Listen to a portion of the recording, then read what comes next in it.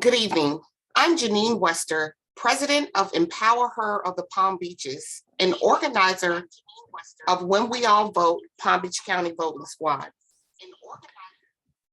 Welcome to When We All Vote Palm Beach County Voting Squad, a conversation with Palm Beach County Legislative Delegation.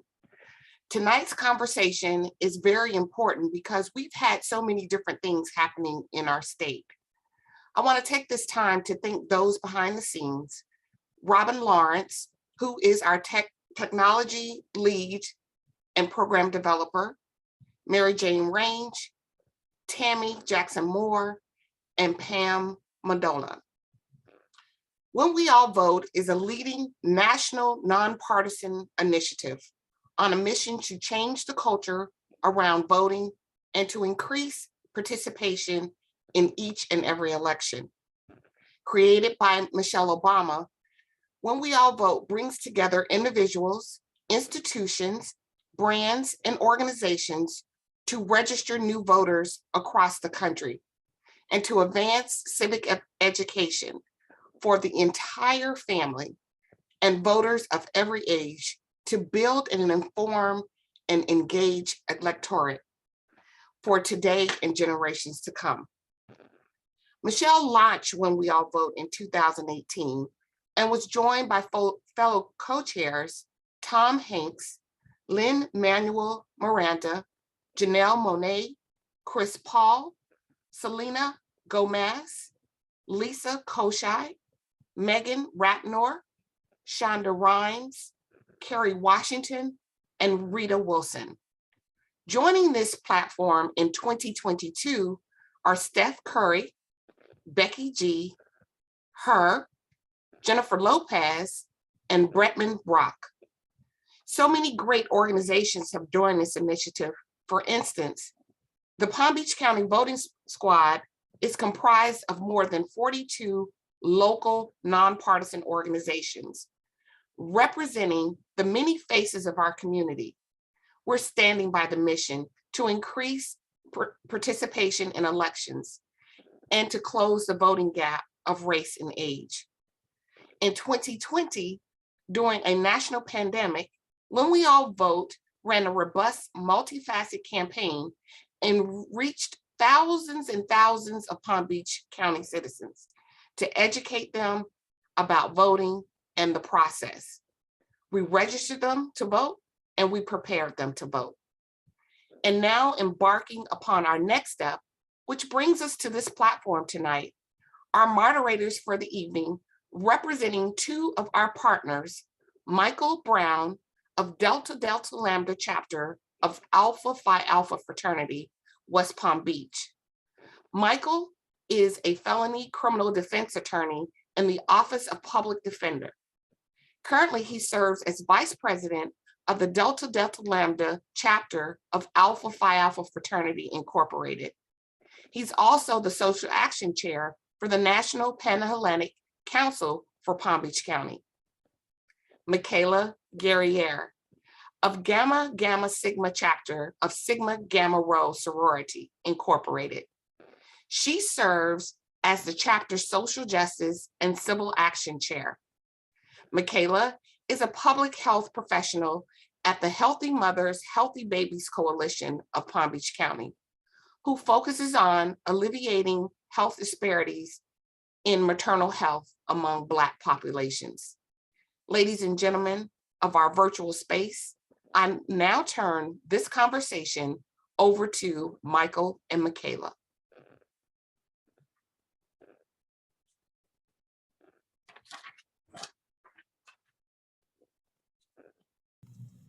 Michael, you're on mute. Got it. Good evening. Thank you for that introduction, Janine. And thank you to the audience for joining us for tonight's 2022 legislative session wrap up. We are enormously grateful to When We All Vote Palm Beach County Voting Squad for providing this virtual space. We also want to welcome members of the Palm Beach County Legislative Delegation who have joined us for tonight's conversation. The goal is to learn about the successes and failures of the 2022 legislative session and understand the impact on our county.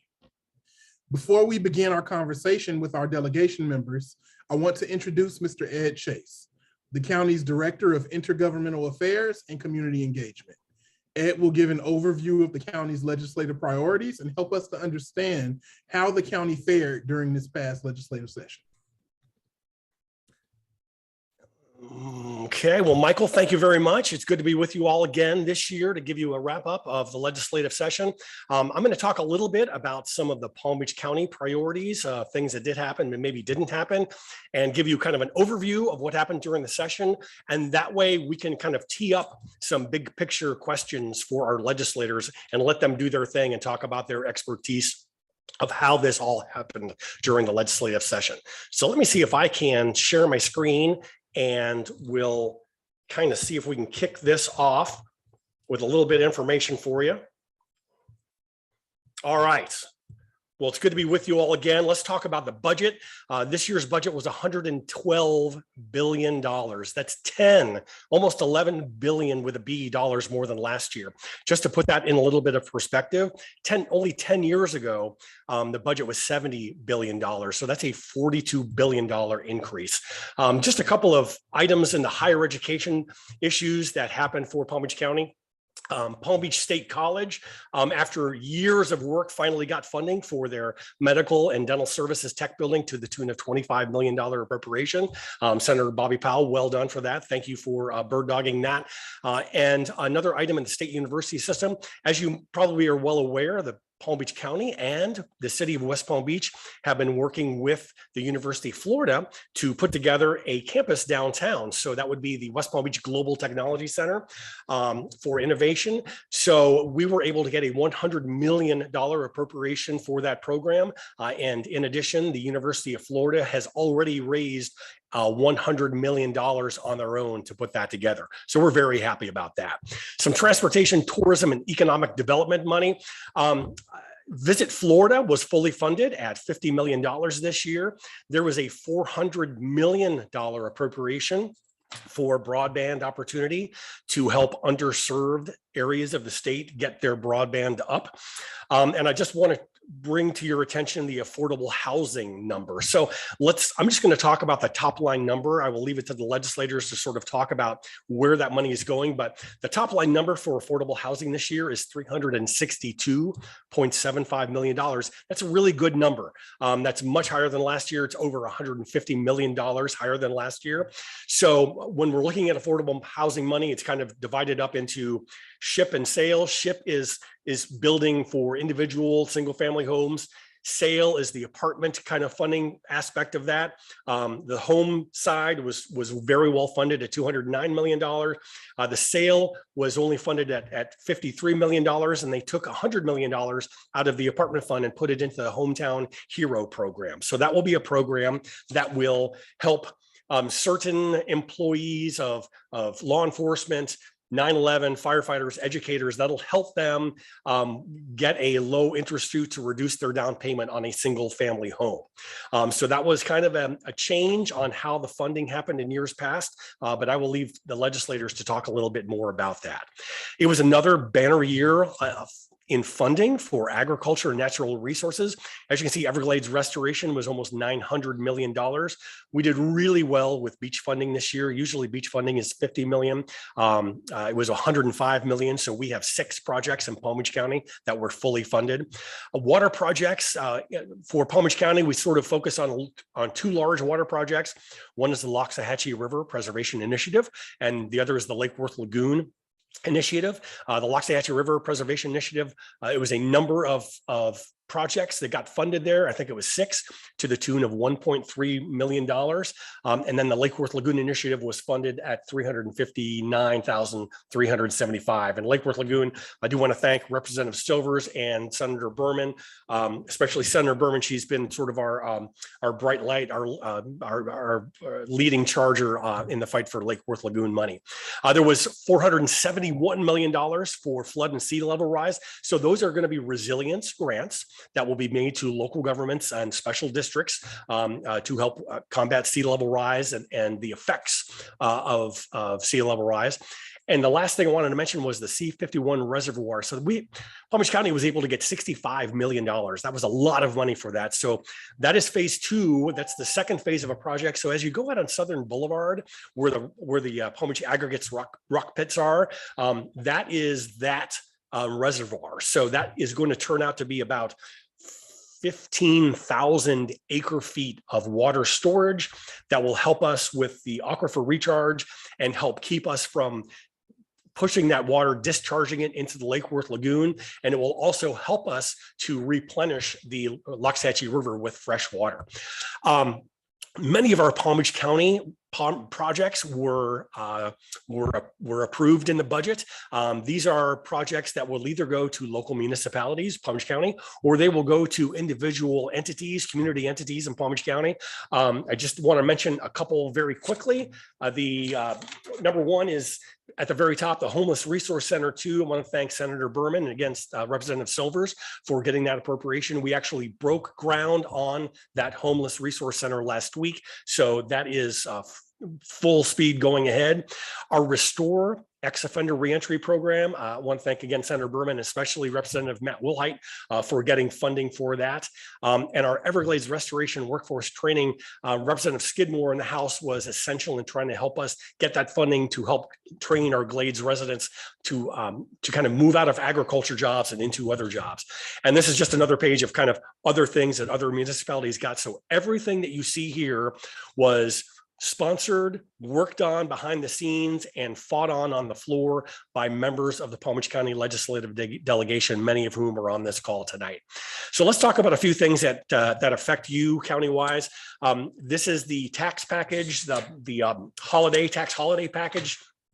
So there are 9 tax holidays. They can last from either a week, like Freedom Tax Holiday, July 1st to July 7th, or they can last up to 2 years, like the impact resistant windows and garage doors and doors holidays.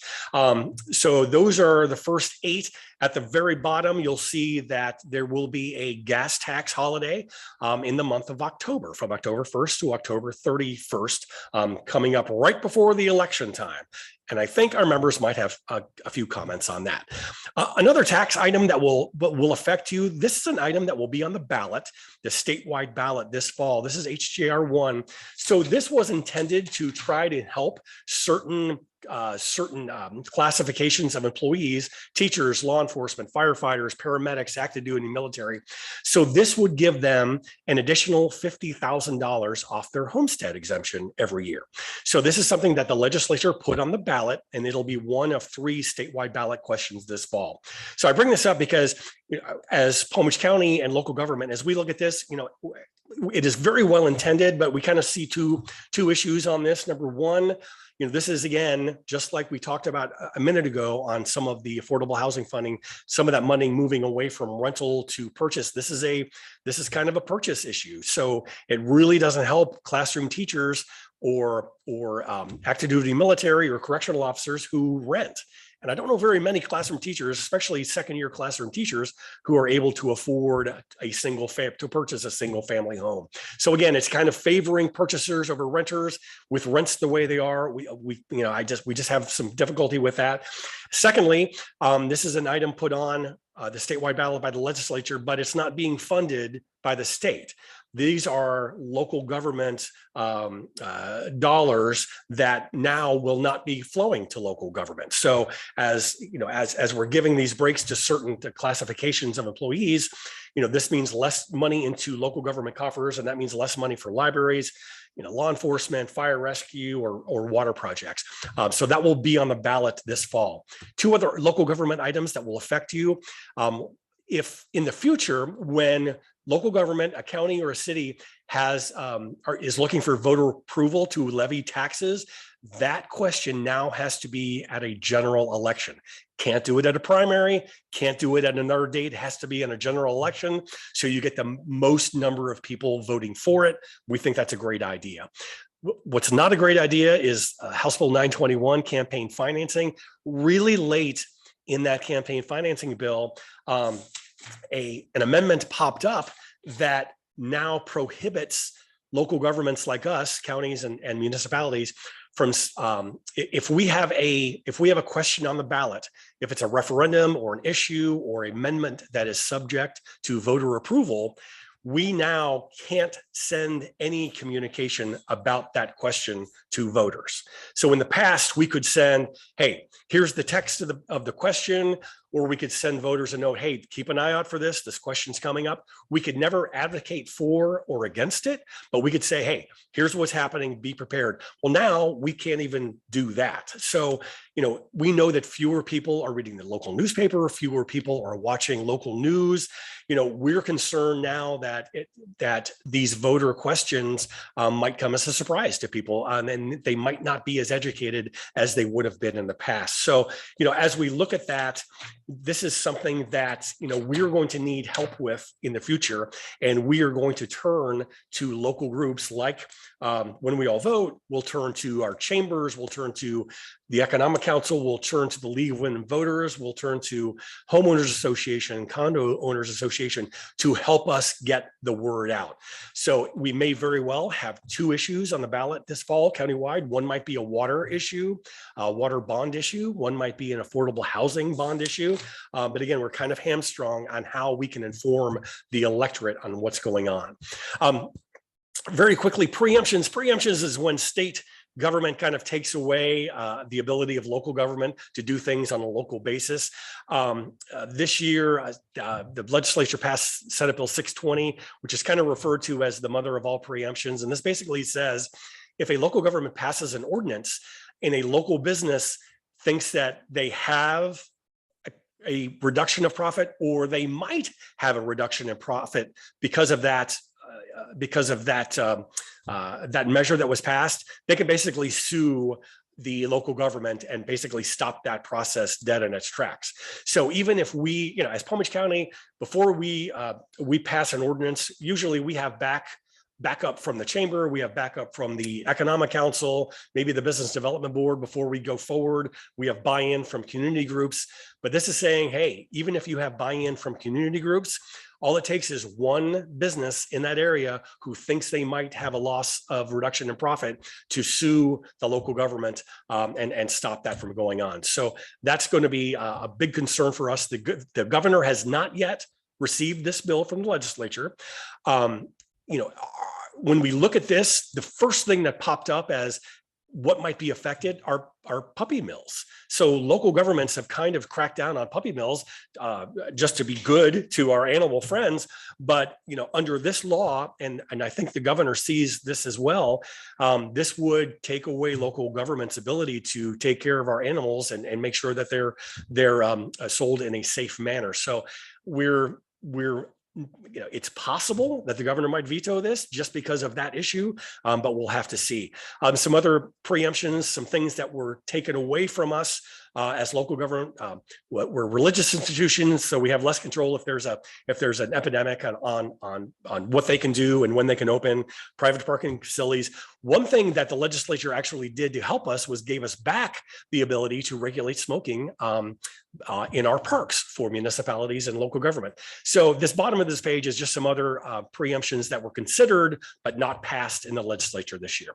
So Ella Gilbert is going to talk in depth about this a little bit later, but I wanted to very quickly talk about redistricting. So the Florida House, these new maps were drawn by the Florida House. So if you take a look at this, we have 9 members of the House now. Next year, under these maps, we'll have 9. So we're not gaining or losing any members, but you can kind of see that the districts themselves have shifted around a little bit. The biggest noticeable one is 94, the big yellow blob. That used to be kind of divided into 2, and now it's basically, largely from the Turnpike in the north half of the county west, and from the Refuge west. So the Florida House map is ready to go. The governor could not veto that. So we're looking forward to that. The Florida Senate drew the Florida Senate map. So we remain with 4 Florida senators in Palm Beach County. The green at the very top would be Gail Harrell. 24 is Senator Bobby Powell, Jr., who's on our call tonight. The new number 26, so that will be Senator Lori Berman's district, but as you can see now, it runs from the coast of the Atlantic to the coast of Lake Okeechobee. So that's something very new for that district. And then at the very bottom of the county, District 30, that is Senator Tina Polsky's district. So some of these districts got kind of shifted down south a little bit, but these districts were put together by the Senate and the governor could not veto them. So that's what we expect. So Congress is a little different story. Representative Skidmore was on this subcommittee, so I'm going to leave a lot of this to her to talk about. This is the map that was passed by the legislature and signed by the governor in special session a few weeks ago. And if you kind of look at the top, you can kind of see districts 1, 2, 3, 4, 5 right across there. This is the map that was thrown out by the circuit court judge on Monday. And this is the map that the circuit court judge suggested. So if you look at the top of the state, now we have 1, 2, 3, 4, 5, and you look at that number 5 district. So that is the big district in question. That's Congressman Al Lawson's district. So that's one of those minority access district. So in the map that is suggested by the circuit court judge, that minority access district are back. So if you look at the far right of that number 5 district in the blue, right by the number 4, I don't know who drew this district, but that is a perfect horse's head.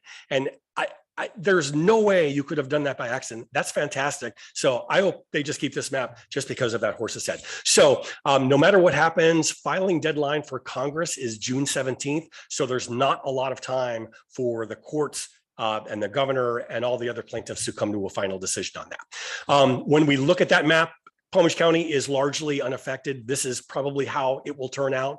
That green number 21 is Congressman Brian Mast. The purple number 20, that is Congresswoman Shifless McCormick.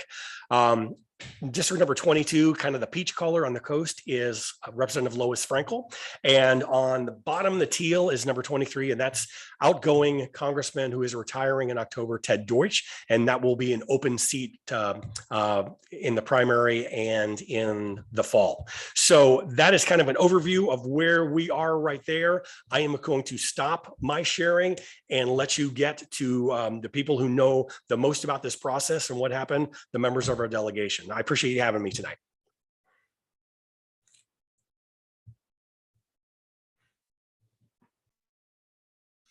And so we have a question from the audience, Ed. The question read, can you explain a little bit more on the appropriation? Sure. So the appropriations process is, every year Congress has just, a couple of things to do. This year they had a couple of things to do. It's write a budget and take care of redistricting. Usually their only job is to create a budget. So it's a process that starts during committee weeks and goes all the way through session. It turns into it turns into a political battle towards the end of session of who gets what and who's on the ins and who's on the outs. But when I showed you those 2 pages of appropriations, that is only a part of all the hard work that the members of the legislative delegation on this call has accomplished. So there are dozens more appropriations that they worked to get that might not have been in Palm Beach County, it might have been in another county, it might have been in another pot of money, but it's a very long and very difficult process. Many of these members put together lots of requests and have to keep track of them all through the process. And they have lots of people asking them to put in requests for lots of different things. So it's some of those requests are a labor of love. Some of them are just kind of I need to do this for this municipality. So it's a very long, very complicated, very hair-frazzling process to finally get something in the budget. Lots of the requests didn't even make it in the budget. So now we're waiting for the House and Senate to actually send the budget to the governor, and then the governor will have 15 days where he can either veto those projects or sign that budget. All right. Thank you so much, Ed, for all the great information. And now I can't unsee the horse's head on the map. So. Thank you. That's why I'm here. Thanks again. So now here are the rules for tonight's forum. So each legislator will have 90 seconds to introduce themselves and to tell us more about one bill or issue that you are most proud of in the past session. And then you can tell us a little bit about what disappointed you in this past session as well. So we will display a timer to assist with keeping track of time. Upon conclusion of the introductions, we will then move to our question and answer segment. So if you wish to respond, please use the raised hand feature here on Zoom. We respectfully ask that you keep your remarks as nonpartisan. And also, responses should be limited to 90 seconds. And a timer will be displayed so we have time to hear from you. And if time permits, we may also take some questions from the audience at the conclusion of the question and answer session. So to those of you watching, you may place your questions in the Q&A box here on Zoom or in the comments on Facebook. And all questions will be vetted by our team, so please keep your questions respectful and not targeted to any one individual. And to respond, delegation members should also use the raised hand feature. Now, we understand that there is never enough time to cover all of the issues, especially in a limited time and setting such as this. So if your questions are not addressed, please feel free to contact members of our delegation directly.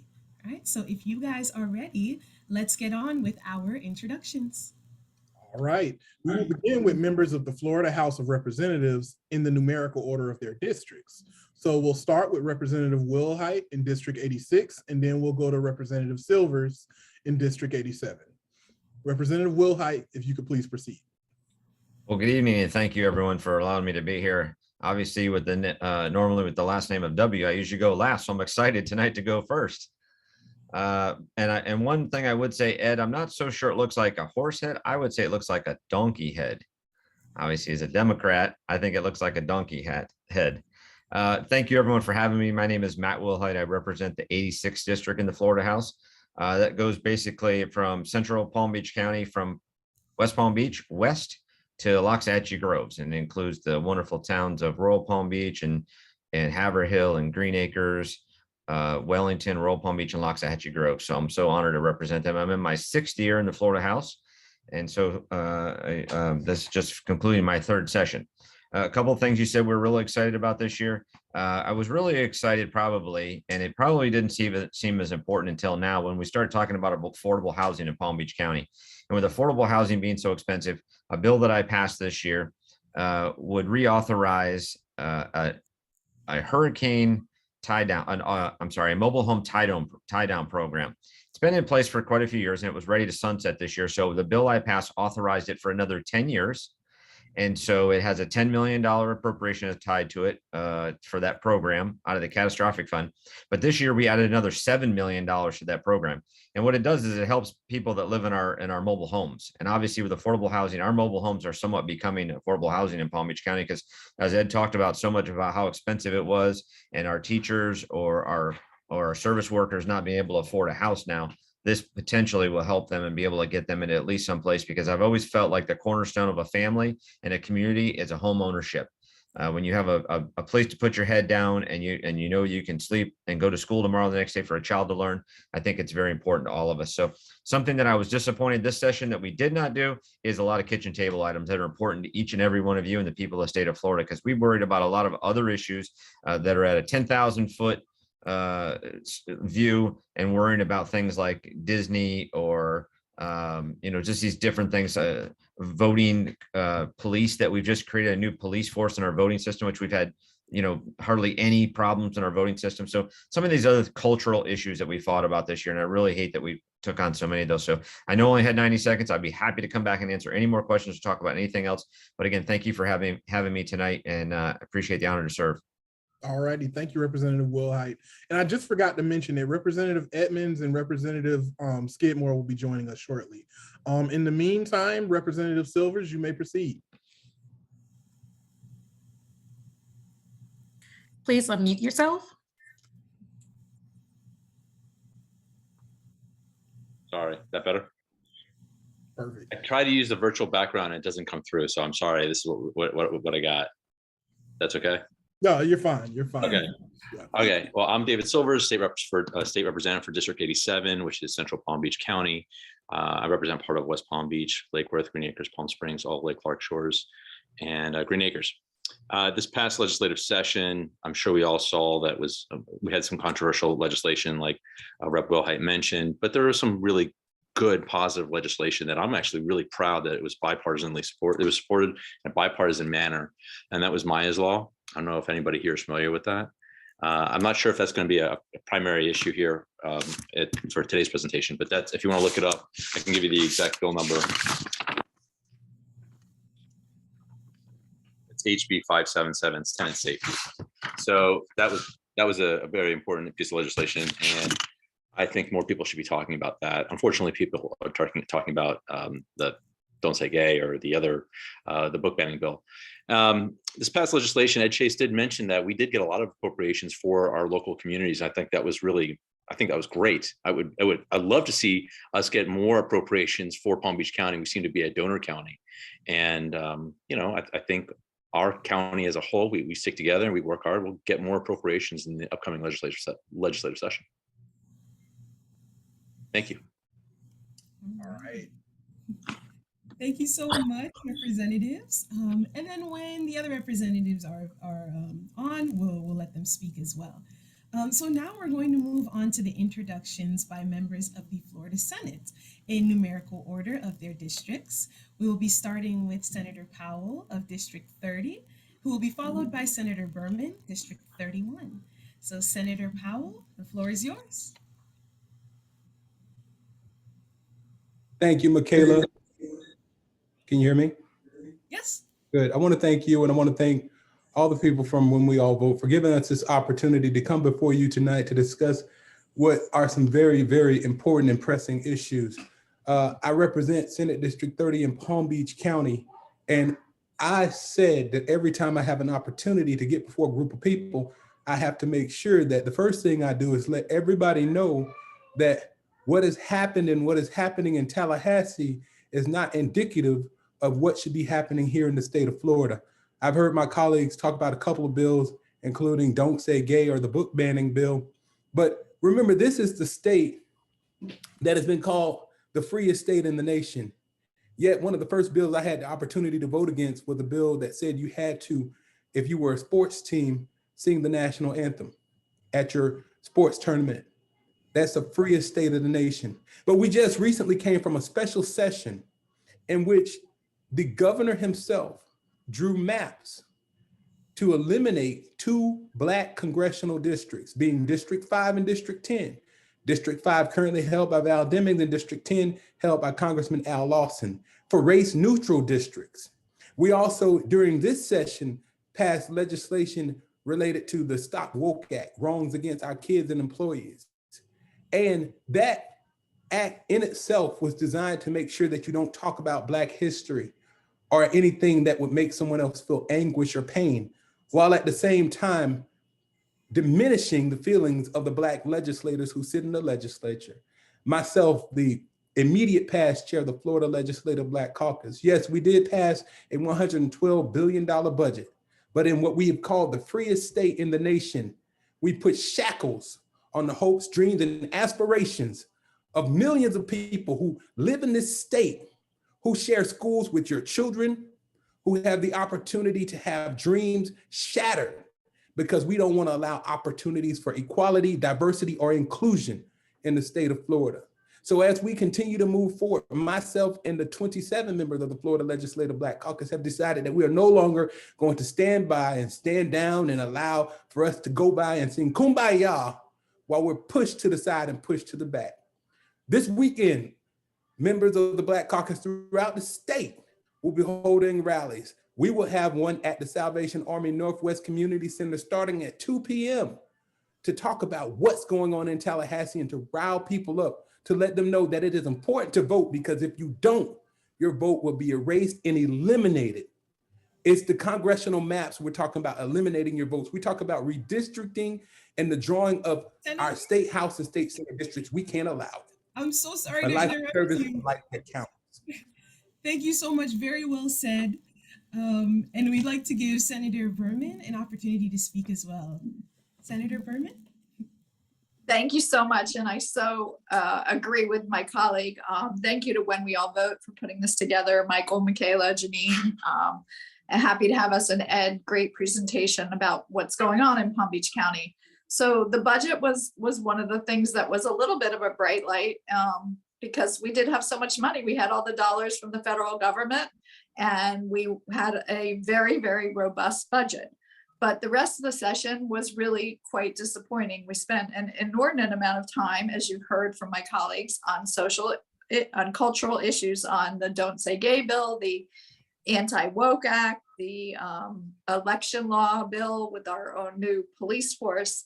And as a result of it, we didn't do anything having to do with the collapse of Surfside, which is shocking. That was one of the biggest issues in the country. We were on the news for a month straight, and we passed no legislation about that. We should be having building inspections. We should be having reserves. We did not do property insurance, and you probably know we are going back next week to do it at your taxpayer dollars, because we didn't spend the time doing it when we should have. And you heard we did do some affordable housing, but I think what we did was really minimal. Think about it. We put about $360 million out of a $112 billion budget. So you're talking about 0.3% when it's a crisis in the state. People are being forced out of their homes. And the other issue that I really want to talk about that we didn't get to, that we did address, and which was extremely troubling, was the 15-week abortion ban. We all see what's going on in the country, where Roe v. Wade is in a very precarious position. Florida has already worked to chip away at it by doing the 15-week abortion ban. It's not a moderate ban. It could hurt the people who there's 5,000 women a year in Florida who have abortions after 15 weeks for a variety of reasons, including that you can't even have an amniocentesis until 16 weeks, including that people don't even know they're pregnant, these young girls who aren't even aware that they're pregnant, including people who are saving money for abortions. So I'm very disappointed that we passed this bill, and I'm concerned that it's a first step, depending on what happens with Roe v. Wade. So it was a disappointing session in that we did spend so much time on issues that don't affect people's pocketbooks, and we didn't do the things that are really going to make a difference for people as we move forward. All right. Thank you so much. All right, legislators, thank you for your introductions. Now on to the questions. Here's the first one. Last year, the legislature passed SB 90 into law. This bill made revisions to state law concerning elections and voting. This law has been challenged in court by several community and civic organizations. This year, the legislature passed SB 524, an additional bill making future amendments to the same laws, and created an Office of Elections, Crimes, and Security. We are in an election year. So what is the purpose of this office? Is it needed? And should Palm Beach County voters be alarmed? To respond, legislators, please use the raised hand features, and you will have 90 seconds each.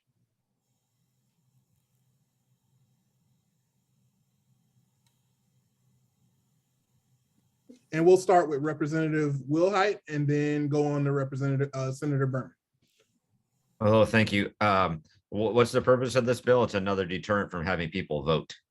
We want to deter people from voting. We want to make it difficult on them. And again, we've heard from the bill sponsor of these on the floor of our chambers that we have not had any fraud or any problems in our last elections. We're just creating more things. We're spending another $6 million, I believe, in this to create another layer of police. And we know when we create layers of police, it means that there must be something wrong. And if that's true, then how do we say there's nothing wrong? This is not needed. As we've already heard in the courts, that there's been challenges to SB 90 from last year, and we're just trying to compound the problems and again this year. It's just a terrible thing that they keep attacking voters, and they don't want people engaged. They don't want them involved. And we know by looking at the makeup of the legislature, it's probably the Dade, Broward, Palm Beach counties, Orange County, those areas of mass populations where they're trying to attack because they don't have the majority in those areas. So I think it's an unneeded law. I voted against it, and I think they'll continue the attack on election law until we actually lose our rights to have the opportunity to vote. All right, thank you for your comment, Representative Wilhite. And Senator Berman. Thank you. I totally concur with what Rep. Wilhite said. We know that they're just going after the things that people do. For instance, drop boxes. Lots of people bring their ballots to drop boxes. They're limiting access to drop boxes. We know that more Democrats have been using vote by mail, so they're limiting access to vote by mail ballots. Particularly troubling to me. So they claim that this is an attempt to stop fraud, voter fraud. Well, the only voter fraud that we had was about 4 people who voted out of state who lived in the villages. So there's no basis for that. But we know that there was true election fraud. There was a case in Miami where someone was paid to be put on the ballot. And when we asked them if this election police force is going to investigate that issue, we were told no. So here we have real fraud and we're not addressing it. And instead we're going to allow this task force, which has this police force, which has no parameters, totally under the governor's control, can initiate investigations ab initio on their own. And I really think it's a recipe for disaster. And I'm truly concerned that that's the way we move forward on this issue. Thank you, Senator Berman. And Representative Silvers. Thank you very much. I wanted to touch on something that Senator Berman mentioned about Senate Bill 90. I believe you mentioned it previously. We passed that last session. Not a lot of people have mentioned this before, and I think people should know this. Senate Bill 90 was basically passed to search for a problem. I don't think there was widespread voter fraud like like there were claims by the governor. But a lot of people haven't talked about that it's creating a problem. I've spoken to our supervisor of elections here in Palm Beach County, and she said that there are a lot of SOEs around the state who are quitting, will not run for re-election. They don't want to be a part of the election process anymore because of Senate Bill 90. And the part of Senate Bill 90 that a lot of people don't talk about is that SOEs, supervisors of elections around the state, now become personally liable for fraudulent claims. That's incredible. Think about that. These are people that have been part of the process for many years. No issues of fraud, no claims of fraud. All of a sudden, this piece of legislation that claims to try to cure an issue is actually creating one. Let that sink in.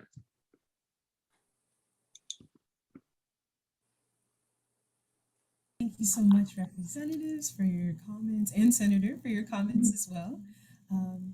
And Senator. if we could just take Senator Bobby Powell, I believe he wanted to speak on the issue. Thank you for that. Can you hear me? Yes. Perfect. And we want to also just recognize that when we say Senate Bill 90 and Senate Bill 524, that they target specific voters. And I know we have taken the pledge to say we're going to be nonpartisan, but these things target a specific kind of voter, and that voter is Democrats, right? And this is happening, and you got to tell the truth. The truth is the truth. You can't slice it any other way. And this bill was passed we have a Republican-dominated legislature. There's 42 state reps that are Democrats. The rest, 86 or 78 are Republican. In the Senate, there's 16 Democrats, 24 Republicans. We, as Democrats, don't control the bills that you see. So just keep that in mind. This bill was passed because in the last election, so many Democrats voted by mail during the midst of a pandemic. Now, mind you, what's the purpose of having an elections police? Well, I'll tell you right now, if you have elections police officers go and knock on certain people's doors because they voted, those people will less likely vote in the next election. And that is the game. That's the target. If you really want to talk about voter fraud, let's talk about the 3 people in the villages who voted in Florida and voted somewhere else. Senator Berman said it best. If you want to talk about voter fraud, let's talk about the people who put ghost candidates in elections. Those are major problems. And those are not problems that were created by us. Those are problems that historically happened in Democratic and minority communities. And Senator Powell, if I may, what happens if, say, the election police answer to the governor, but what would happen in the governor's election where he's seeking re-election? Would he then have to recuse himself from essentially being the head of this task force? Michael, absolutely. Here's what I can tell you about what I've seen in the past. Absolutely not. You have a governor who actually vetoed congressional maps. And the congressional maps he could veto because those maps are passed as a bill.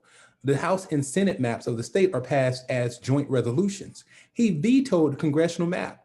Then he had someone from his office draw a map in which he said he would approve. If you think this is a man who would withdraw himself from the idea of something because it looks like it's fishy, you're absolutely incorrect. He recently appointed Cord Byrd to be the next Secretary of State. Cord Byrd has been, as a legislator, one of the most abrasive and aggressive legislators I've met, to the point that he told another legislator, a member of the Black Caucus, on the House floor, a floor that they said we should manage our decorum and have respect for. He told this member, "You're an effing joke. Are you happy now? You're an effing joke." This is your next Secretary of State who also wanted to be a judge. And you wonder why I will organize protests against certain judges for those specific reasons. Thank you, Senator Powell. Back to you, Michaela. Thank you. Thank you for your responses. So on to our next question, which is a pretty hot button topic. Rental and housing prices have soared across the state, and many legislators have expressed deep concerns for affordable housing, much like Ed spoke about today. As of March 2022, Florida realtors report the median sale price for a single-family home in our county is $541,000, nearly a 23% increase from the prior year. And I know a lot of times for us, like myself and Michael as millennials, we're quite worried. We are working professionals, we are advancing in our education, and many of us are still at home, not necessarily by choice, but because we really can't afford it. Or for those that are living elsewhere, it's getting more difficult to afford. So with that being said, what did the state legislature do to alleviate this problem during the 2022 session? So again, if you'd like to respond to this question, please use the raise hand feature, and you will have 90 seconds to respond. And Senator Lori Berman, I already see your hand up, so the floor is yours. Oh, you're on mute. Thank you. First, let me say, congratulations, Rep Silvers. Oh my God, look at the new baby. So exciting. It's amazing. That's great. Very, very happy for your family and everyone. So I talked about this a little bit in my intro. And what we did is we did the money that we always do. We have what's known as the Sadowski Fund. It has SHIP money, which Ed explained, for home ownership and sale money for renters. And some of that money, actually, we put away about $360 million because it all comes in as tax money. It's already there. It's in a trust fund. And we took $100 million of it and we're putting it in a program called Hometown Heroes, which I think is a great program. And it's going to allow our first responders and teachers and some other people who were on the front lines during the pandemic to get some down payment assistance to be able to buy a home. And I think it's great, but what I have the concern with is it's not enough. It's a drop in the bucket. This is a statewide huge issue. And like I said, we're talking about 0.3% of our budget going toward affordable housing.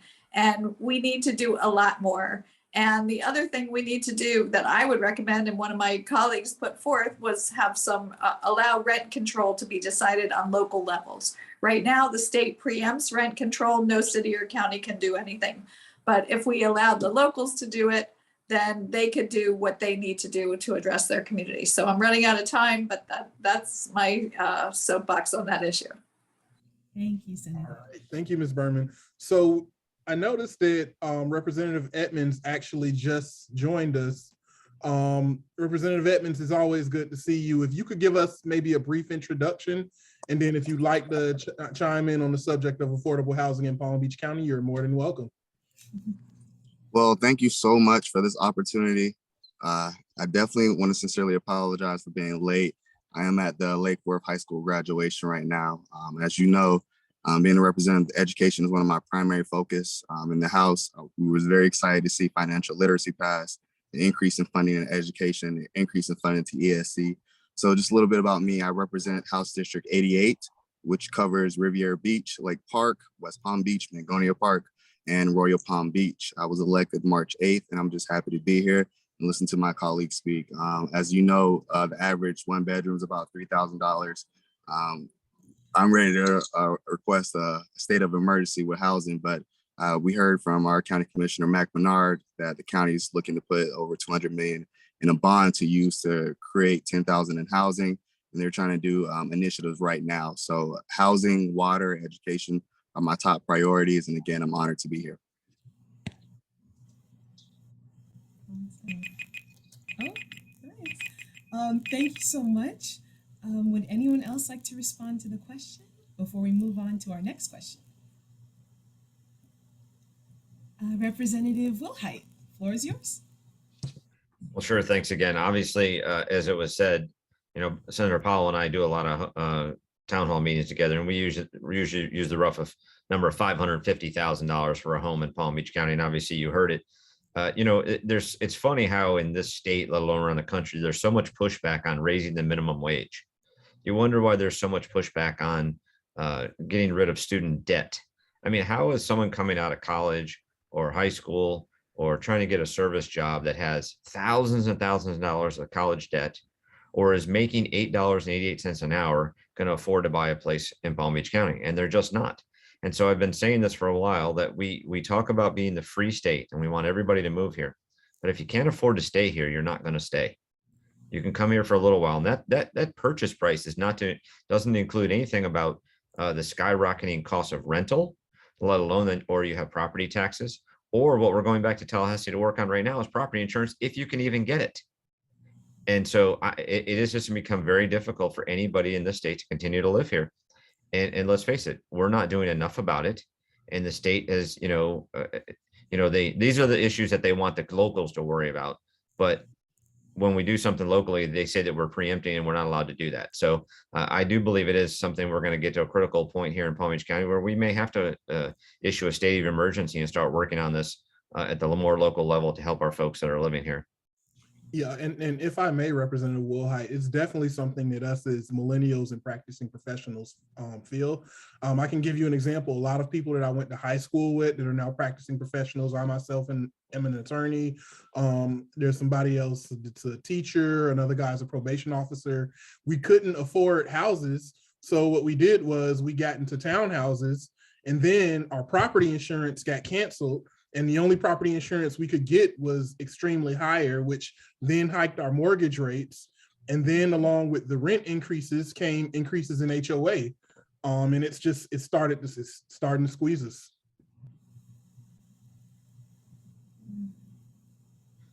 Senator Bobby Powell, I see you'd like to say something. Absolutely, and I'll interject. I'm glad that Attorney Michael Brown said what he said, because what we're seeing is the property insurance rates are increasing, which is also pushing down on people who rent.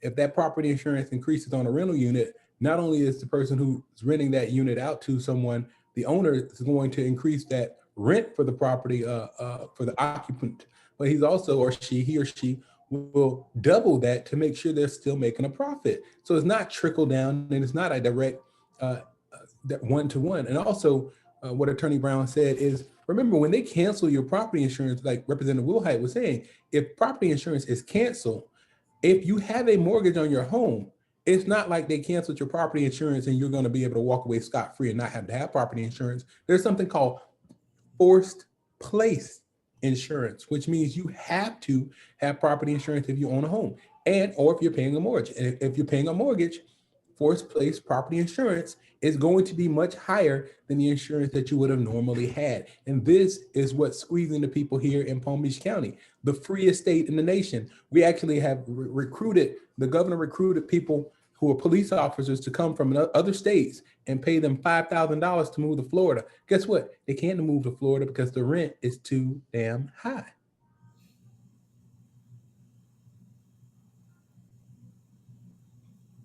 I didn't freeze, I just stopped. Thank you for your response, Senator. Would anyone else like to answer the question before we move on to our next question? Representative Skidmore has joined. Okay. All righty, and Representative Skidmore, if you wanted to, we've given all the other legislatures a chance to give a brief introduction. If you'd like to do so, you're more than welcome. Thank you so much, and please accept my apologies for being late. My day job took a little bit longer than I expected this evening, and so thank you for letting me join late. It's a pleasure to be here, and I appreciate the forum that you've put together. I won't take up any more of your time. I'll just look forward to your questions. Thank you. All right. And so speaking on property insurance, this is actually a perfect segue. During our discussion last year, we touched on a bill that raised citizens' insurance premiums, which not only impacted homeowner insurance rates, but led to increases in rent for millions. The governor has called a special session for next week to address the state's property insurance crisis. What should residents expect to come from this session? And do you think there will be a true bipartisan effort for insurance reform? Is that directed to me?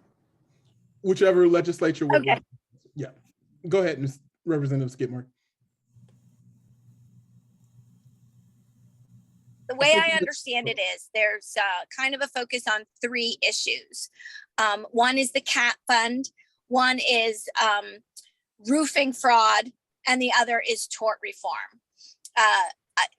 I think that, you know, from the Democratic side of things, we're being briefed on all of those issues from different aspects of the industry, how different parts of this impact them, what it may or may not cost. And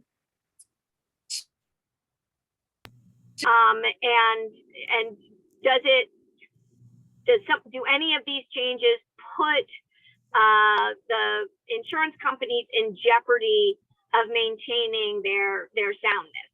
So I think that there are different factions that are going to be heavily weighing in on the conversation. This is one of those issues where there's potential for bipartisanship. I could have told you in advance of congressional redistricting that wouldn't be the case. But if we can come up with something where we have some assurances or feel a true sense of being able to provide relief to homeowners, then we will have a bipartisan product.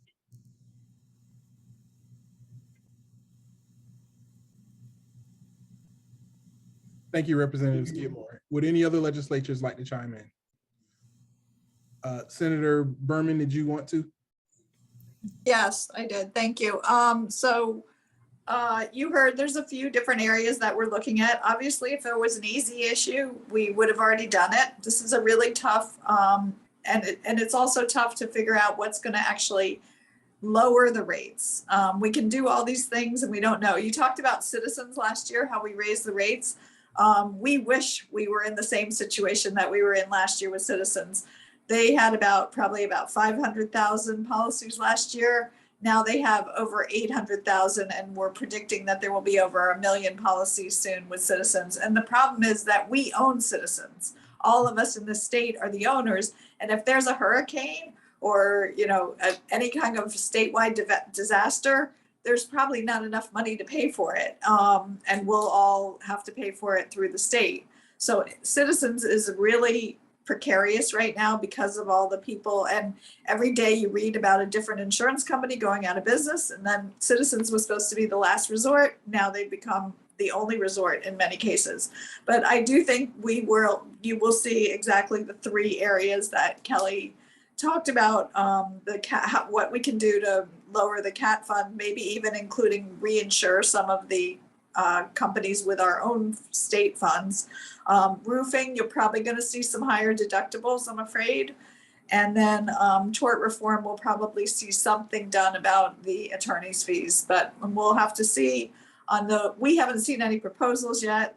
So hard to say if it's going to be something that will be bipartisan and that we can all agree on, but we are all going up because this is really important and we should have done this during session.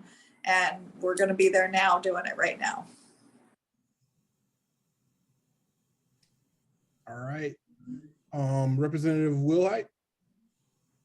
Well, thank you, Michael.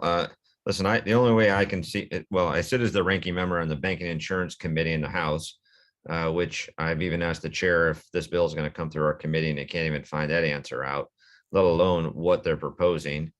We were supposed to go again Monday through Friday. It's already been pushed back to Tuesday at noon to start, which is telling you it's already baked, like the last special session we had, that it's already decided on and what's going to happen. Listen, the only way I think for the only way for insurance rates to change or lower is to increase competition. And the only way to increase competition is to raise rates, because insurance companies have to make money or they're not going to stay in Florida. And that's what they've already proven why they're leaving the state. You could raise for instance, the hurricane deductible. Right now it's 2%. Say you raise it to 5%.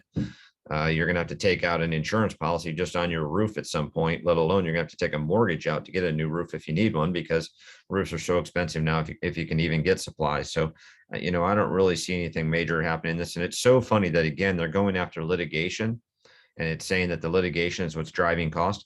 Yet almost every single piece of legislation this year that was passed had a cause of action in it, which creates litigation. And all those pieces of legislation, if a teacher talks to a child about any questions about anything with their body or sex or anything like that, there's a teacher can personally be sued. And there's so many cases of litigation. It's already been mentioned today in this meeting about how much litigation it's creating. So I don't really see any way of fixing this. And I can tell you, if we don't fix it before November, you're hopefully going to see it at the ballot box, because we can't wait on a promise that says, trust me, in 2 to 5 years, your rates will go down.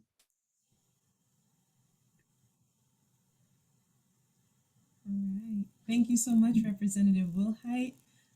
If no one else would like to respond to the question, we're going to move on to our next one, which definitely has stirred a lot of debate, and it's actually a perfect segue from what Representative Wilhite was speaking on. So, the Parental Rights in Education Bill, also known as the Don't Say Gay Bill, will go into effect on July 1st. Now, this bill prohibits discussion of sexual orientation and gender identity in the state's public schools in kindergarten through the 3rd grade. This bill invoked very deep emotions from Floridians and some legislators during debates as well, and also a little bit of confusion from a lot of members in the public. So please help us to understand the purpose of this bill. And does it unfairly target gay, lesbian, non-binary, and transgender kids and families? Would anyone like to respond? Yeah, I would. Sure. The part of the bill that you hear about the most is the kindergarten through 3rd grade. But the other part of the bill also places additional burdens on any conversation that is not age appropriate, with no definition of what that means. So the purpose, in my opinion, of this bill was to have a chilling effect on having any conversation at any age with students regarding gender identity or sexual orientation. There's some weird, it's a movement by certain individuals who think that somehow having the conversation actually makes a person gay or not, right? So it's just misinformation, disinformation, not based in reality, not based in science, meant to shove all of this conversation that might be uncomfortable for someone, to not let even the individual be able to express themselves to a trusted teacher or guidance counselor or principal. It is meant to keep all of this undercover and shameful and embarrassing, and it is wrong on every possible level that you can imagine. The mental health situation for young kids, for transgender kids, is one that is super tenuous, extraordinarily tenuous. And this kind of legislation, we kind of were able to synthesize all of what it does in this one phrase of "don't say gay." And that's exactly, I feel very strongly that is the premise of this bill. And the arguments on the House floor from the proponents of the bill were, I don't want you talking about sex education with my kindergartner. Well, there was nothing about sex education in that legislation.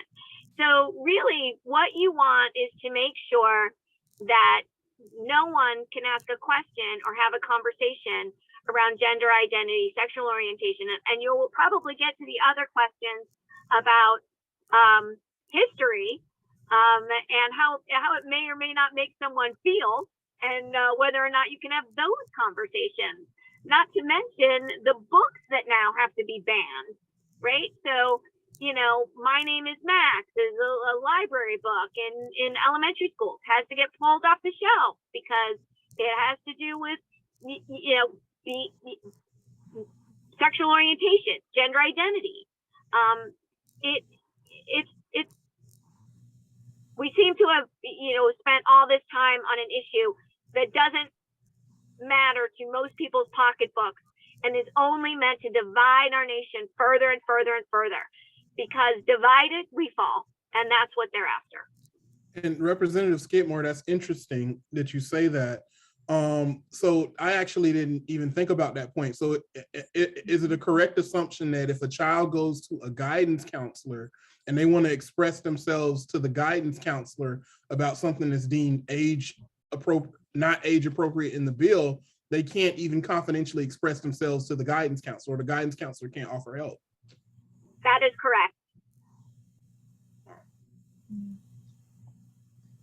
Thank you so much, Representative Skidmore. And Representative Wilhite, yes, the floor is yours. Thank you. You know, it's so funny. A lot of legislation that's filed, they'll say, you know, read the bill, or it's not our intent to do something, but not your intent doesn't mean that it doesn't happen. And what's really not happening right now in a lot of homes, listen, I have 13 and 14-year-old boys at home right now. Okay. I'm a parent that's very engaged in their family. So this idea that, you know, I don't want parents involved is absolutely a false narrative. It's absolutely false. And then they say, well, read the bill. And I read the bill and I watched the bill sponsors in the House and in the Senate that said that word or. And that word or doesn't mean it's just K through 3. It means any age appropriate after even third grade. And we're not talking about 5-year-olds in kindergarten talking about sex.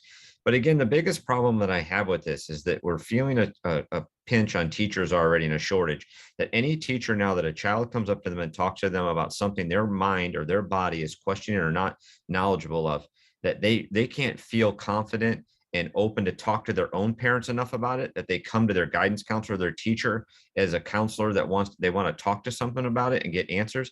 That teacher, as I said earlier, is open to litigation and a cause of action right now. And it's going to drive teachers and counselors out of the field for that one reason, because no teacher in the field wants to tell a student and tell them, I can't talk up to you, to go talk to your parents.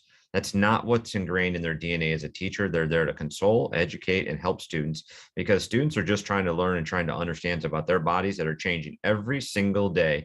And if that person is the teacher in front of them or their parent at home, they want answers. And, you know, a lot of these kids, as we see bullying, we see kids taking their own lives, is because they're afraid to say those things in their own house because their parents won't accept them for what they're saying. And you know what? We have to understand as parents that kids, again, their body's changing and evolving every day. And so we need to be open to at least giving them an opportunity and not shutting them down and putting them in a corner. And just because it doesn't say gay in there or don't say gay, doesn't mean it's not the intention of this bill. Thank you. Very well said, Representative Wilhite. We are giving a little bit of extra time because this is such a pressing issue for so many people. So Senator Bobby Powell, I see your hand is up. You may go ahead. Thank you for that, Michaela. The question I have would be, why on earth would anyone in the state of Florida want to be a teacher right now? I mean, teachers are paid through the state. We're 49th in the nation in terms of pay. We talk about we're increasing teacher pay to $47,500 in the economy that we're in right now in terms of inflation, which still isn't enough to purchase a home. We're doing things like the hometown heroes and the additional homestead exemption, which starts for homes valued at between $100,000 and $150,000 on your property appraiser. You're still getting 2 other homestead exemptions. If you're a teacher, you can't afford that anyways, unless you're married to somebody who's making a whole lot more money. Now you're running the risk of being sued because someone believes that you had a conversation with their child, which is also subjective, and it can be a conversation with regard to sexual orientation, or a conversation with regard to the idea of Black history, or cultural history that makes someone feel anguish or guilt. Why on earth would a person graduating from college go into the school and want to be a teacher? Teachers are leaving the field at a high rate right now. You can barely get anyone to stay in terms of teacher past 5 years, and it's going to continue because we are assaulting our teachers here, not only assaulting, but insulting teachers here in the state of Florida. But remember, and I'll close with this, it does not matter whether you are a Democrat or Republican, whether you are gay or whether you're straight, whether you are Black or white, Hispanic, or any other race or ethnicity. You send your children to school, and you want your children to be educated by people who are capable of educating them. We at the state, many of us who are not teachers, because teachers don't have the time to go to Tallahassee for 3 months out of the year, we don't know what it's like to be in a classroom, but we're making the rules for those who are. It's wrong, and by all stretches. This is not freedom at all. Well said. Thank you, Senator Powell. You're welcome.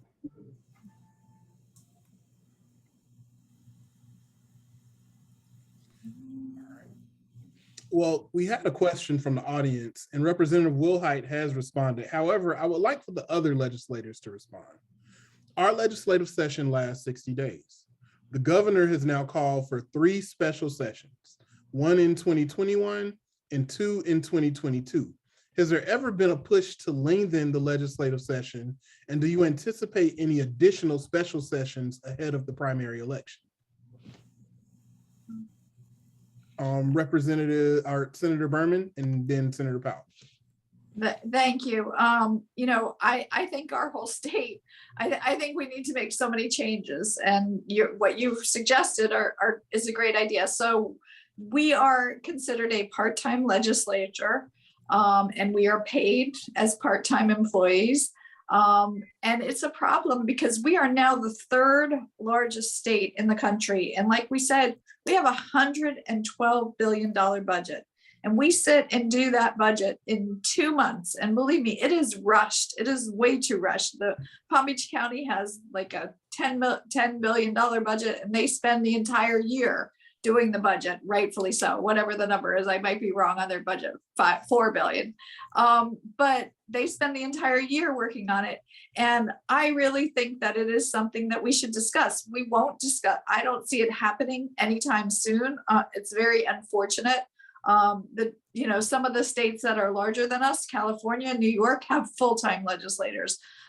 Texas, which is larger than us, actually has a much stranger situation where they meet every other year. I would never want to go after that model. And the fact that we have special sessions is a result of our only meeting for that time, and it's a true failure.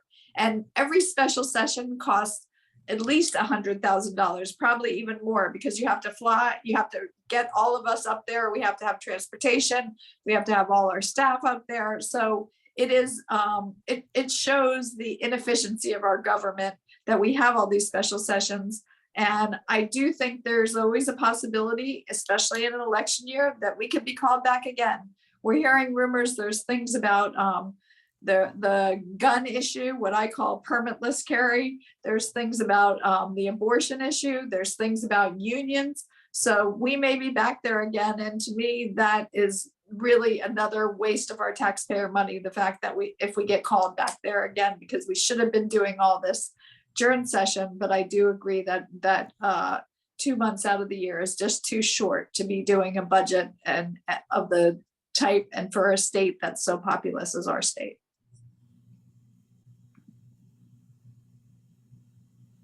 I will say this, 2 months as a legislator going to Tallahassee for session is enough for me. Last year during the pandemic, we had no interaction with people coming to our offices, and the amount of negative and just cultural type war legislation that was pushed upon us was really traumatic. For me, going to Tallahassee and dealing with the issues of race being ignored, being pushed to the back rows of whether it be the House or ignored by our colleagues in the Senate, considering the fact that we were elected by the same number, if not more, people than they were elected by, it becomes a bit traumatic, right? And for me, the trauma of being in Tallahassee for more than 2 months is probably something I can't withstand. Additionally, the financial impact of being in Tallahassee for that long is very, very traumatic. They say that it's a part-time legislature, but outside of our duties, when we go to Tallahassee, remember, we're home. We have legislative offices with full-time staffs who are not paid what they deserve to be paid, but also a number of events that we have to attend, the letters that we have to write, the legislative and administrative tasks that we have to deal with in our own offices is a lot. So none of us are really working part-time as legislators. We're working our full-time job along with another full-time job. And if you haven't seen what they pay us, some people think that we have a pot of money and we get paid very, very well to be state representatives and state senators. Absolutely not true. They act like they're concerned about our welfare, but if you see what we get paid to be legislators, if that was our only job, we would be on welfare. Clearly, it's not enough. So for me, I think 2 months is too much. I can't take it with all the negative legislation that's being pushed upon us. Now, if they wanted to increase the pay and increase the working conditions and maybe, just maybe, get rid of the gerrymandering so that we'd have a little bit more balanced legislature between Democrats and Republicans, it would be fair, not just for those of us who are Democrats who are on this call, because none of my Republican colleagues are on here, which y'all have not mentioned, but I will. Then maybe, just maybe, it would be helpful and I'd want to be there a little bit longer. But I have extreme anxiety about going back to Tallahassee next week. I do not want to go there. I already went to Tallahassee for 63 days, not 60. And now I got to go back because we filled 63 days full of culture wars. No, thank you. BP will pass. Thank you. Representative Silvers, did you want to chime in? Oh, yeah, thank you. I'll just be really quick. I want to echo the sentiments of Senator Powell. We were there 60 days and all these issues are all of a sudden coming up. No, insurance is, we've known this was going to be an issue. A lot of these issues are that we could have handled in the 60 days. And I'm sorry, Senator Powell had to be there 63 days, but to be there that long and not getting this done, it's so frustrating. And we have families down here that we want to see, and we have constituents that we have to meet with, and it feels more and more like a full-time job. But yeah, I just wanted to echo his sentiments, and especially with a 3-week-old daughter, I'm not too excited about going back for another special and then another special on top of that. So it's very frustrating. It's extraordinarily frustrating. All right, Representative Skidmore, and then we will close out with Representative Wilhite. So thank you very much. I appreciate that. And I agree with what's been said. But I will also say the bigger question or the bigger problem is not the amount of time we're there for each session, but term limits, right? Term limits has created a very difficult situation in Tallahassee because no one has been there for long enough to really care about what they're doing, and no one has been there long enough to have a history of where we've been or the ability to have vision for where we're going. So that is the bigger problem. We could get our job done in 60 days. And by the way, we're not there for just 60 days. We're 60 days in session, but we're there for another 5 or 6 weeks in committee weeks. We are traveling up there for 4 months and spending time away from our families and time away from our districts. We also have to get reelected if we want to go back and still continue to serve our communities. So the question for me isn't necessarily the amount of time per session, but the fact that, in my opinion, the election cycle is what term limits should be, and not the term limits that we are forced into. All right, thank you. And Representative Willott? Sorry, I was going to go last because I know I chatted on there. I put it on the chat that the question. Listen, out of my class, there was 21 members in the Democratic House. There's only 2 returning members now, Representative Silvers and Representative Smith, Guillermo Smith. The rest of us have decided not to go back for whatever reasons. And we're seeing now even more members that are all of a sudden not returning for a reason, because of the stress, because of the time frame, to the commitment, to the lack of pay, the travel distance, all those different things. But right now we're looking at another special session because we didn't get something done in an election year. We want to look like we got everything done. So we'll keep calling special sessions till we try and start addressing these issues, where we're coming up on the 1-year anniversary of the Surfside collapse, that we all of a sudden couldn't fix it during session that we have to now, or we're talking about constitutional carry or open carry for guns, or we're talking about property insurance, all these different things that we want to talk about that should have been addressed during that time frame. But because we squeeze, because we wait so long during those committee weeks to not hear legislation and not hear bills, we sit around and we listen to presentations for the first, I don't know how long, but it's $72,000 a day in the House to bring the House back up. Just for the cost for each one of us to come up there, not to mention what it does to our jobs and our families. And I think when you lose those members and you lose some of the consistency, even outside of term limits, you really don't get good products and you don't get good working things, and our product of the state starts to fail, and you get less and less people in that top of that pyramid that are controlling things. And I think that's part of why we do this. And I said, it's easier to control the message when there's less people talking and less people in control. And so I think that's why we have a short session, and they manage the time the way they want, and they limit the conversation, the dialogue, and the legislation that's heard. Listen, there's 3,000 pieces of legislation filed basically every year, and less than 10%, somewhere around about 298 bills, I think, passed this year. And so, when we do have a $112 billion budget, I'm sorry, I misspoke with Senator Berman. It's not $4 billion. It's about 5.9 billion in the budget for the county, who the county people meet all year long. City folks, elected people meet all year long. And here we rush to Tallahassee to fix things and rush a $112 billion budget into 2 months. I don't want to go there longer, but I want to get things done while we're there and get it done right the first time. Thank you. Definitely. Well, thank you, legislators, for being candid and joining us for this recap of the legislative session. Once every decade, the federal government conducts the U.S. Census, which provides updated population data across our country. The state legislature uses this data to rebalance the population within our state house, Senate, and congressional districts. We now welcome Ms. Ella Gilbert, who will explain this in greater detail.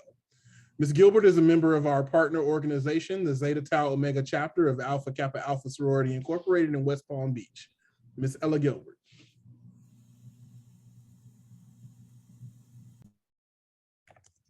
Greetings, I am Ella Gilbert, and I am a local government attorney, and I'm a person who is passionate about civic engagement. And tonight you've heard references to redistricting. I am going to give you just a brief, very, very brief explanation of it. First of all, and also I would like to invite you to attend our next virtual conversation, which will be all about redistricting. And the title of that conversation is Those Darn Maps, These Darn Maps. It will take place on June 1st. So I invite each and every one of you to please come back and attend that particular virtual conversation. But what is redistricting? It is the process of redrawing congressional, state, and local electoral districts in response to the new census data, which occurs every 10 years. And the purpose of the redrawing of these districts is to ensure that they have an equal number of persons in each district. What's really important is that these districts remain in effect for 10 years. 10 years. So now why is redistricting important?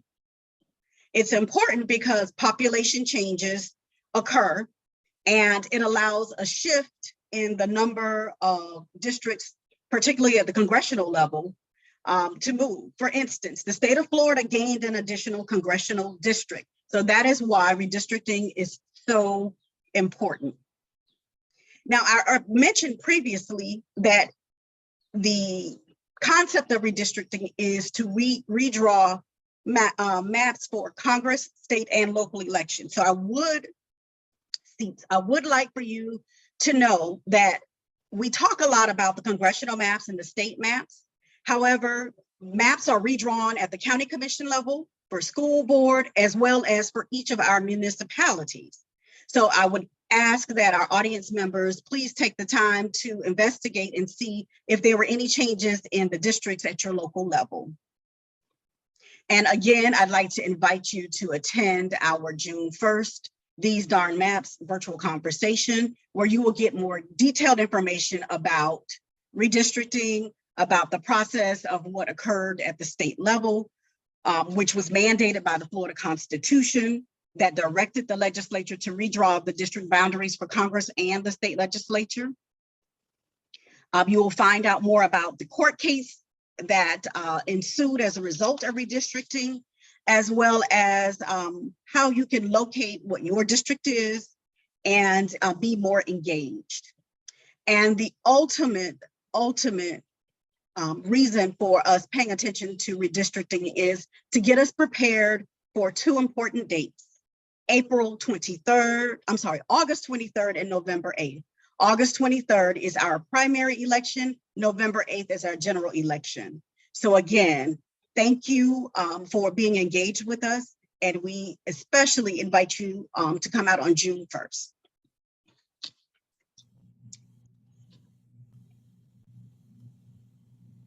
Thank you so much, Ms. Ella Gilbert, for all the great information. And it looks like we're coming to an end, and we really want to thank all of you for joining us this evening.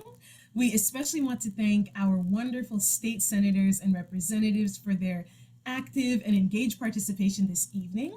We'd like to thank their staff for all their support. And of course, we want to thank Mr. Ed Chase for always making himself available to us, especially this evening.